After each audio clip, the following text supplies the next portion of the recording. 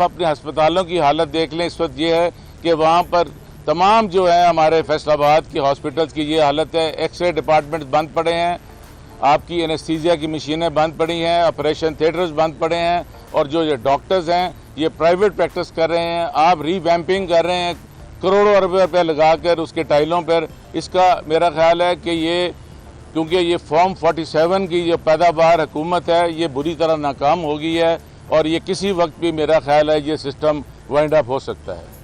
राणा साहब ये फरमाइएगा कि एक तरफ तो आप कह रहे हैं कि गंदम की ये कीमत है जो कम दी जा रही किसान को, क्योंकि महंगी खाद उसने डाली थी।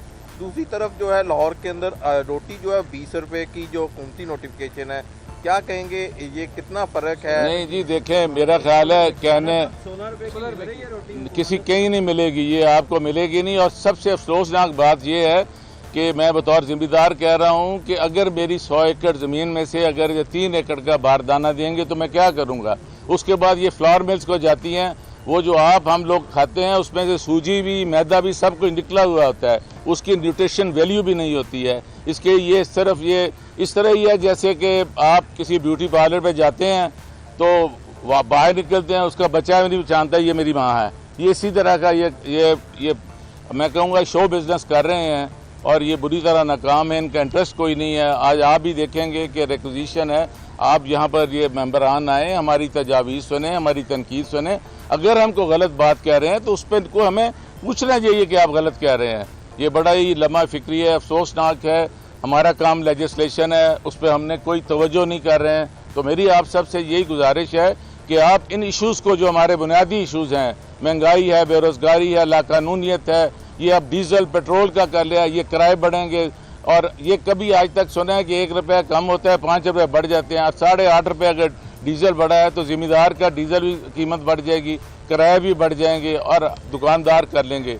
ये एक बुनियादी तौर पर ज़रूरी मुल्क है, आप इस किसान को बचाएं, और ये बड़ा ख़तरनाक है। कल को इस वक्त किसान बड़ा बिफरा हुआ है, आपको ऐसे इक़दाम करने चाहिए जिससे इस हुकूमत की भी कोई नेकनामी हो जाएगी। ताकि करें बजाय इसके कि आप एक्सपोर्टर्स को बड़ा रिलीफ दे रहे हैं, ज़िम्मेदार को दें, ज़िम्मेदार को बचाएं।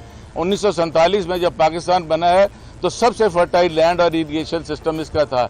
इनके जो रेस्ट हाउसेज है वो पता नहीं क्या कर रहे हैं। इस तरह ये बुरी तरह नाकाम है, इनका मकसद नहीं है। मेरा ख्याल है जहाँ से चल रहे हैं उधर भी रिमोट, उधर जो उनके पास रिपोर्ट है वो मेरा ख्याल इनके सर निकालने वाले हैं, और this government will fall like आपको पता चल जाएगा जो इनकी है। फिर उसके एयर एम्बुलेंस, आपका जो हॉस्पिटल है वहाँ दवाई मिल नहीं रही, और आप एक मरीज के लिए रहें। आपको मैं खबर दे रहा हूँ कि आप देखेंगे इस वक्त कैंसर जितना फैल रहा है, आपको सलाम पेश करना चाहिए इमरान खान ने कि जिसने पाकिस्तान में 3 कैंसर हॉस्पिटल बना दिए हैं। और अभी 15-20 साल में इतना ये जो प्लास्टिक इस्तेमाल कर रहे हैं इससे कैंसर फैल रहा है। आप देखेंगे कि यहाँ पर डायलिसिस नहीं लोगों के हो रहे, 75% की आइडेंटिफाई नहीं होती है, इनको टीबी होती है। आप देखें लोगों को यूरोलॉजिस्ट के पास जाएं, आपके गुर्दे फेल हो रहे हैं, चेस्ट इन्फेक्शन हो रही है, एयर पोल्यूशन हो रही है, उस पर तवज्जो नहीं है आपकी। आपकी तवज्जो है कि गाड़ियाँ ले लें और यहाँ हूटर पर जाएँ और यहाँ कड़ाई गोश्त खाएँ। इस तरह मुल्क नहीं चलते हैं। ये बड़ा अफसोसनाक है कि इनकी भी बच्ची है, इनको सोचना चाहिए कि ये जुर्म तशद्दुद जो है कभी इसका आखिर के अंदर खून फिर खून है, बहता है तो जम जाता है, जुल्म फिर जुल्म है तो बढ़ता है तो मिट जाता है।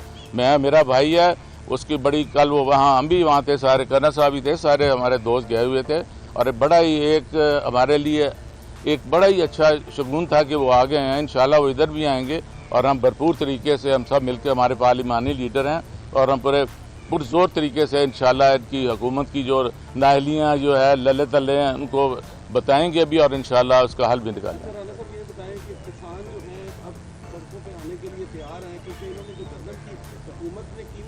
मैं तो जी बतौर ये भी जिम्मेदार खड़े हैं, हमारे 60-65% यहाँ जिम्मेदार हैं, उनको भी थोड़ा सा this is a wake up call, इनको सोचना चाहिए। अगर जिम्मेदार होगा आपके मुल्क को दाना नहीं मिलेगा। आपके मुल्क में अगर भैंसें ना हो तो 5th लार्जेस्ट प्रोड्यूसिंग कंट्री है दूध में। आपको जिम्मेदार को बचाना चाहिए, बजाय एक्सपोर्टर को आप रिबेट्स देते हैं, आप जिम्मेदार को रिलीफ दें। उसकी इनपुट्स पे तो आप कोई नहीं कर रहे हैं, आप उसकी फसल नहीं ले रहे हैं। कल को जब फसल थोड़ी होती है तो फिर आप पटवारी भेज देते हैं, क्योंकि ये पटवारी कल्चर है ना।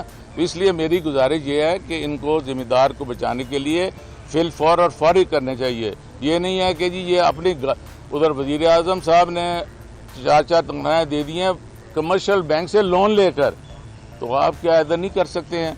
एयर एम्बुलेंस अच्छी चीज़ है, ये तो तरक्की याफ्ता मुल्कों में होती है। आपके हॉस्पिटल में दवाई नहीं मिलती, मैं अपने शहर की बात करता हूँ, ये लिए कि ये बात मुजफ्फर ये कर सकते हैं क्या? वो हम दवाई मिलती हो तो क्यों हम शोर मचाएं? आज इसलिए हम आए अपना काम छोड़ छाड़ कर कि उधर हार्वेस्ट सीज़न आ गया है, उधर जब आएगा डीजल महंगा मिलेगा, फिर क्या करेंगे? कॉटन की सोइंग होनी है, उसका तो नहीं। दूसरे मुल्कों को हमारे वह सेटेलाइट पता है कि हमारी प्रोडक्शन क्या है, हमें पता ही नहीं हम कर क्या रहे हैं। थैंक यू जी।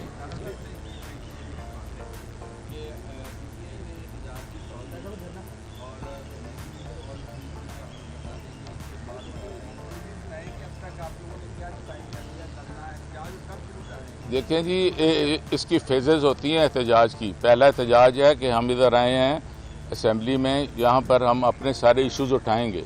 अगर ये इश्यूज़ पे नहीं आते तो फिर उसका दूसरा एहतजाज आता है, तीसरा सड़कों पे भी आता है। हम हर तरीके से तैयार हैं मेंटली, क्योंकि जेल हमने कोई पहली दफ़ा नहीं जाना है, एहतजाज हमने पहली दफ़ा नहीं करना है, ये सख्तियाँ हमने पहली दफ़ा बर्दाश्त नहीं करनी। आपने देखा है कि ये पुलिस का अब क्या हाल है इस वक्त। ये पुलिस इस वक्त टिकटॉक फोर्स बनी हुई है, बजाय इसके कि ये इसके देखिए, मैंने उस दिन असेंबली में बताया था कि 1 लाख कुछ हज़ार केसेज अनट्रेस्ड हैं। जिस माशरे में आपकी केस की ट्रेस नहीं हो रहे हैं तो आप क्या इंसाफ देंगे? और आपकी जो कन्विक्शन रेट है वो 3% है। अगर आपके सज़ा नहीं देंगे तो क्या होगा? इसलिए बड़ी मेहरबानी, थैंक यू जी। मज़ीद हालात हाज़रा से बाखबर रहने के लिए हमारे चैनल iPoint TV को सब्सक्राइब करें।